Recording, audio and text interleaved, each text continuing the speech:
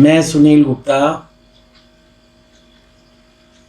योगा एक विचारधारा यूट्यूब की चैनल पर आप सभी को नमस्कार, सभी का स्वागत है। आज का एपिसोड, इसके अंदर में योगा स्वस्थ जीवन का आधार, ये टाइटल। इसके अंदर हर आदमी यौवन बना रहे, इसके लिए प्रयास करता है और चिर काल तक, मतलब जब तक उम्र है, जब तक वो चाहता है कि मेरा यौवन बना रहे। इसका विशेष महत्व ये भी है कि जीवन के इसी काल में जीवन का आधारशिला रखा जाता है। जीवन की दो मुख्य धाराएं हैं, जिसमें एक है शक्ति और दूसरा है ज्ञान। तो शक्ति और ज्ञान जो है वो यौगिक क्रियाएं करने के बाद ही हमारे को ये प्राप्ति होती है कि हम स्वस्थ रहेंगे और हमारी शक्ति और बुद्धि दोनों अच्छे ढंग से कार्य करेंगे। सुंदरता, जो आदमी के पास शक्ति नहीं रहती तो सुंदरता भी नहीं रहती। मूड जो है वो असुंदरता का सूचक है। एक बात, यौगिक क्रियाओं के जब हम योग करते हैं तो ये एक सुंदरता का ढंग है और स्वस्थता का प्रतीक। इसके अंदर में जब हम योग रेगुलर करते हैं तो हमारा शरीर स्वस्थ रहता है और मस्तिष्क भी हमारा स्वस्थ रहता है और बौद्धिक विकास भी हमारा होता है। तो ये बात। अब इसके अंदर में भोजन की बात करें हम, तो भोजन जो है, जो साधक होता है, जो योग की प्रक्रिया को जानता है या रोज करता है रूटीन में, तो उसका जो भोजन है वो सात्विक होना चाहिए और आसानी से पच जाए, इस तरह का भोजन करना चाहिए और सही मात्रा में करना चाहिए। भोजन के अंदर में हवा, जल और सूर्य की किरणें, रश्मियां, वो भी शामिल होती है, तभी हमारा भोजन जो है वो सही ढंग से पच पाता है। इसके अंदर में हमें ये देखना चाहिए कि समय का और योग का गैप जो है वो हमारा होना चाहिए, क्योंकि अगर हमने भोजन किया और गैप नहीं रखा तो फिर अच्छे से हमारा प्राणायाम हो गया या आसन हो गए, वो नहीं हो सकते। अब आता है शरीर की रचना। तो जैसा कि आपको बताया जा रहा है कि हम जो है अभी थ्योरिकल पे ही फोकस रख रहे हैं, ताकि आपको पूरी तरह से सारी प्रणालियाँ, सारी जो शरीर की जो है कोशिकाएं हैं, सेल जो है, सारी जो है किस तरह से ये प्रणालियाँ काम करती हैं, ये सब चीज़ बताने का प्रयास कर रहे हैं। तो अब आती है शरीर रचना। शरीर रचना में हमारा जो है रक्त भी होता है, इसके अंदर में मैदा भी होता है, इसमें अस्थियाँ भी होती है, इसके अंदर में हमारा जो है वीर्य भी होता है। तो इस तरह से हमारा ये शरीर जो है वो रचना होती है शरीर की, जब ये सारी चीज़ें होती हैं। अब इसके अंदर में ये कैसे कार्य करती हैं?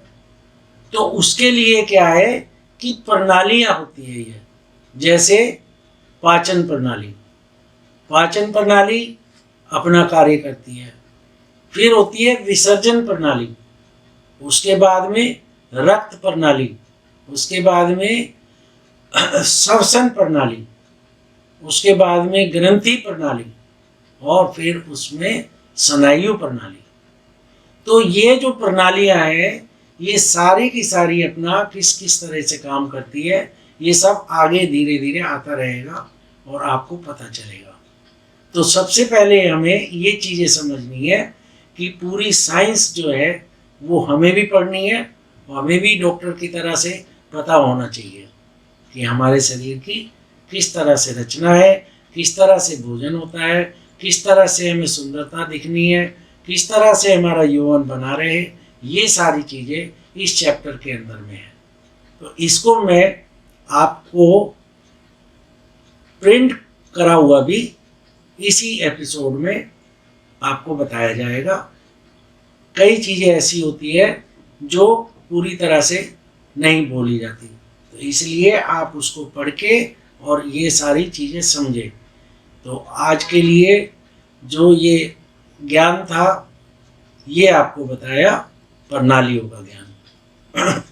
अब बात आती है कि आपने धीरे धीरे, जैसा कि छोटे छोटे हम आसन के बारे में बताते हैं, तो पीछे हमने पद्मासन लगाने की प्रक्रिया बताई थी, वज्रासन की क्रिया बताई थी।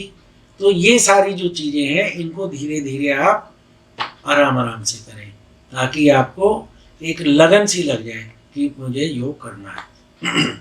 अब बात आती है कि कुछ जो है एक बताया था जैसे कि छोटा छोटा, आज हम हंसी के बारे में बताएंगे कि हंसी जो है वो 4 प्रकार की होती है। एक हंसी होती है कि हम जैसे प्रसन्न होते हैं तो उसके ऊपर में हमें क्या करना है कि प्रसन्नता के भाव हमारे आने चाहिए।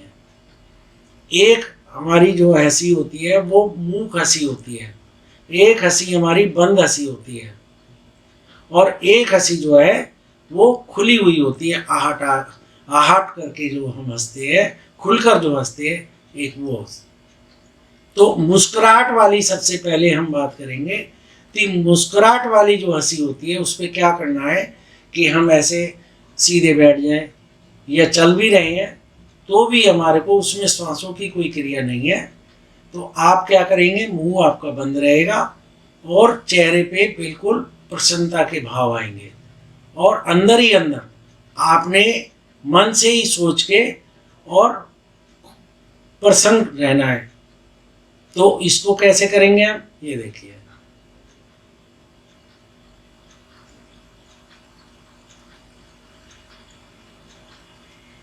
अंदर से लहरियां उठ रही है लेकिन बाहर जो है आप बिल्कुल मुंह बंद रहेगा और प्रसन्न रहेंगे। ये तो हुई आपकी मुस्कुराहट हंसी।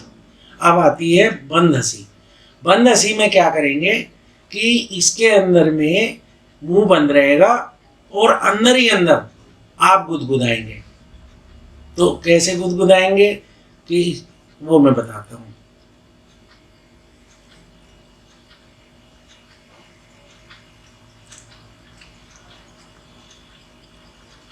ये सारा शरीर अंदर हिलेगा आपका और आप अंदर ही अंदर जो है वो गुदगुदा रहे हैं और इसमें मुंह बंद रहता है, तो इसको कहते हैं बंद हंसी।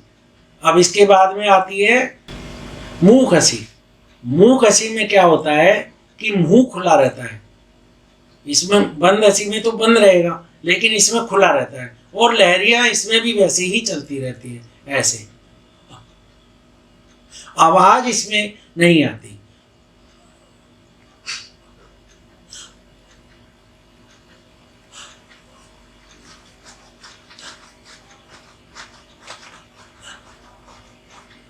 एक तरह तो ये है मूक हंसी।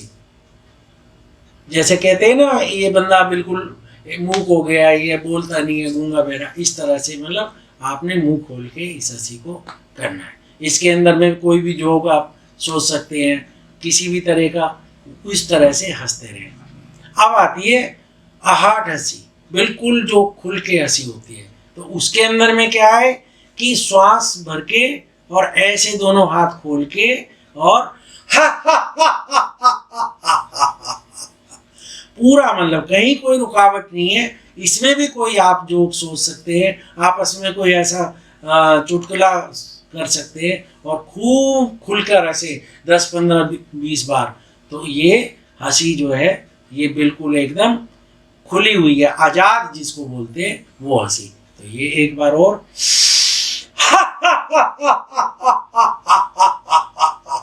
इसमें आपकी आंखें भी खुली रहेंगी, चेहरा भी प्रसन्नता से रहेगा, हाथ खुले रहेंगे और हंसते रहें, हंसते रहें, हंसते रहें। तो इसको हमने हंसी के बारे में आज बताया आपको।